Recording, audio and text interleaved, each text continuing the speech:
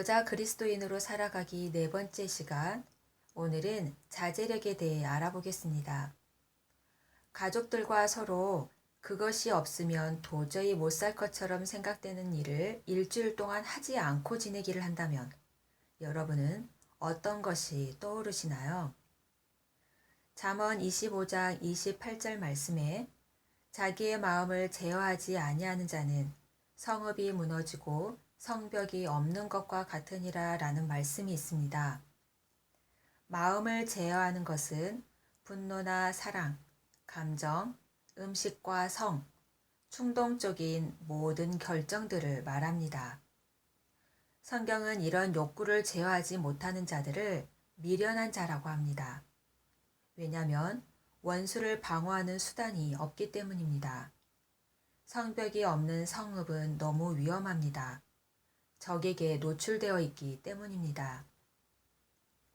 이 책의 저자는 성벽과 같은 절제에 대해 세 가지로 나누어 말하고 있습니다. 첫째는 육체적 욕구에 관한 자제력으로 음식과 잠을 설명합니다.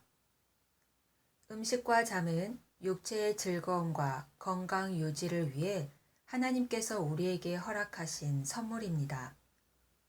우리 몸에 건강한 음식과 충분한 잠이 필요하다는 것은 겸손한 반응입니다. 그러나 음식과 잠을 하나님의 영광이 아닌 자기 만족으로 사용될 때는 죄가 되는 겁니다. 술을 즐겨하는 자들과 고기를 탐하는 자들과도 더불어 사귀지 말라. 술 취하고 음식을 탐하는 자는 가난하여질 것이요 잠자기를 즐겨하는 자는 헤어진 옷을 입을 것임이니라.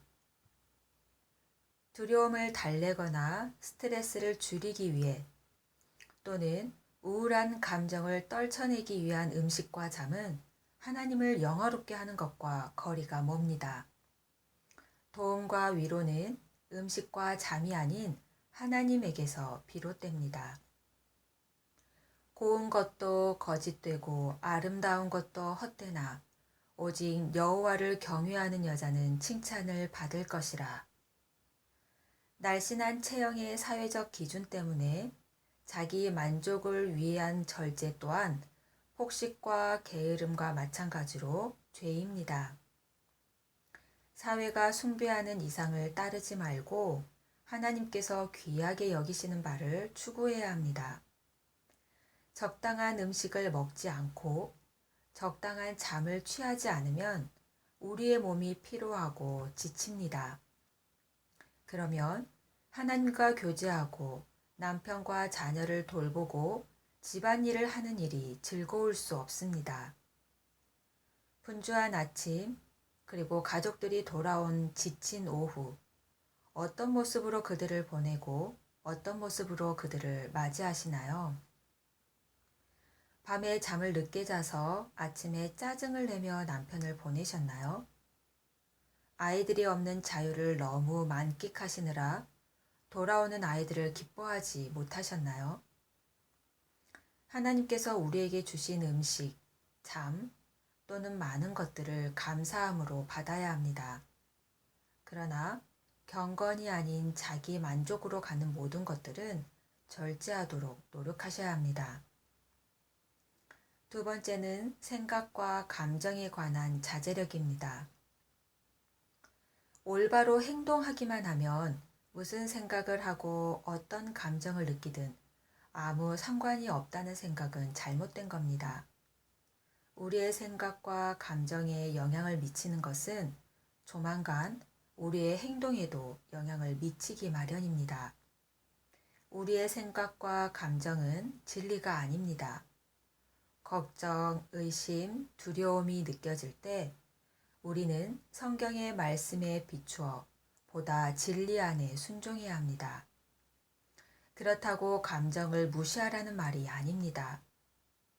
무엇으로 인한 감정인 건지, 무엇 때문에 화가 난 건지, 왜 두려움이 온 건지, 내가 무엇 때문에 힘들어하는 건지 마음을 잘 살펴보셔야 합니다.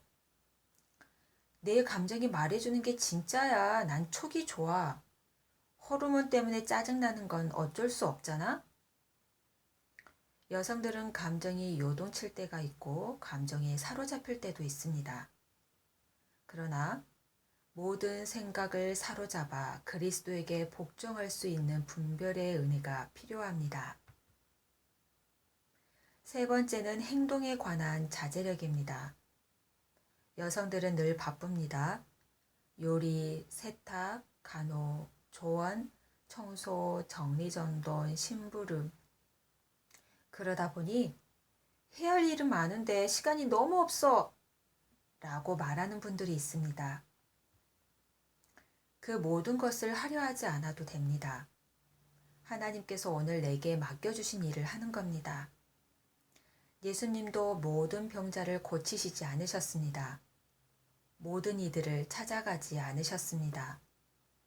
모든 역할을 모두 완벽하게 해낼 수 없습니다. 삶의 순간순간 하나님의 우선순위가 무엇인지를 찾고 성령의 능력으로 그러한 우선순위들을 이루어낼 때 자유와 기쁨과 성취를 맛볼 수 있습니다.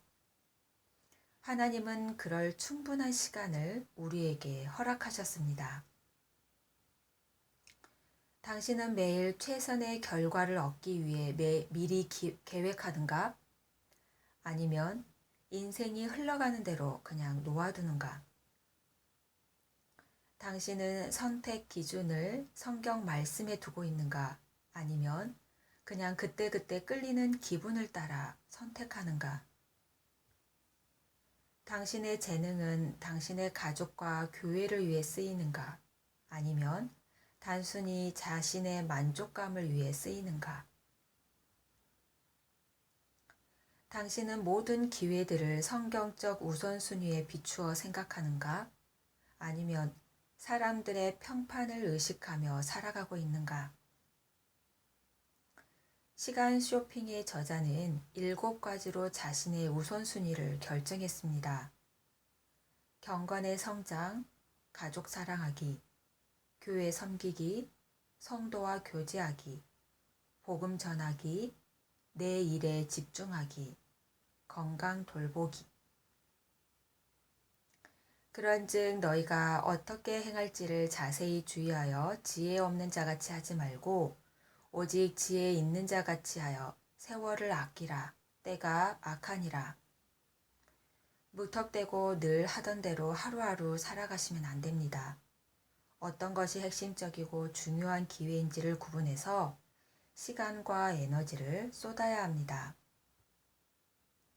그런데 왜 우리는 절제가 잘 되지 않을까요? 사람들은 의지가 부족하다고 말하고 또는 집중력의 문제라고도 합니다. 로마서 8장 3절 6절 말씀에 보면 율법이 육신으로 말미암아 연약하여 할 수 없는 그것을 하나님이 하시나니 곧 죄로 말미암아 자기 아들을 죄 있는 육신의 모양으로 보내어 육신의 죄를 정하사 육신을 따르지 않고 그 영을 따라 행하는 우리에게 율법의 요구가 이루어지게 하려 하심이라. 우리는 육신이 연약하여 율법을 지킬 수 없습니다. 우리의 영은 그리스도와 함께 십자가에 못 박혀 다시 부활했습니다. 살아있는 나는 아직 부활하지 못하고 구속을 기다리는 죄된 몸과 싸우고 있습니다. 죽기까지 싸우는 싸움입니다. 그런데 내가 할 수 없는 그것을 하나님이 하신다고 합니다. 이게 복음입니다. 죄가 있어 행하지 못하는 나에게 죄가 없는 자기 아들을 통해 이루어지게 하십니다. 하나님이 다 하시니 나는 아무것도 안 한다는 말이 아닙니다. 예수님으로 우린 죄의 종이 아닌 의의 종이 되었습니다. 주인이 바뀌었습니다. 육신을 따르는 자는 육신의 일을, 영을 따르는 자는 영의 일을 생각하나니 육신의 생각은 사망이요 영의 생각은 생명과 평안이니라. 내 의지로 육체, 감정, 행동을 절제한다면 실패로 끝나게 될 겁니다. 그러나 주인이 바뀐 우리는 성령님과 동행하는 삶입니다.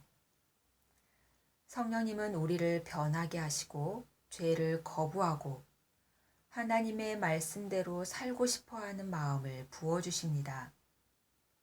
의에 순종한 우리는 자유로운 삶입니다. 거룩한 삶입니다. 하나님이 허락하신 오늘 한 날도 나를 위한 삶이 아닌 나를 부인하고 거룩한 성령의 열매를 맺는 복음의 삶이 되시길 축복합니다.